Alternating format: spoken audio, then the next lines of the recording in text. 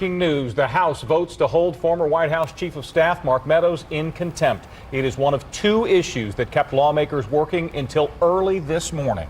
The move against Meadows comes after he abruptly stopped cooperating with the January 6th committee looking into the insurrection. News 8's Leah Hodges joins us with our congressional coverage. Let's start with what Meadows could be facing next, Leah. Yeah, the U.S. Attorney's Office in Washington, they will decide whether to present the case against the former Republican congressman to a grand jury for possible criminal charges. The vote was 222 to 208, including two Republicans, Liz Cheney of Wyoming and Adam Kinzinger of Illinois, who voted in favor. This marks the first time the House has voted to hold a former member of Congress in contempt since the 1830s. The referral comes after Meadows failed to appear for a deposition with the committee.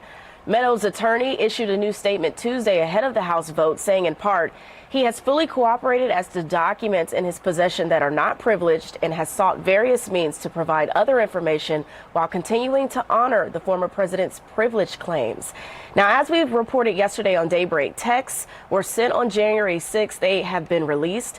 According to the committee, Meadows received messages from lawmakers, Fox News anchors, and former President Donald Trump's oldest son telling Meadows to get the president to stop the violence at the Capitol. The committee says texts served as evidence of Trump's refusal to step in, and they will release the names of the individuals who sent those texts to Meadows at a later date. Leah, it was a late night for lawmakers. They also took some action on the debt limit. Right, Kylie, there was a bill that would avert the nation's default on its debt on its way to President Biden's desk.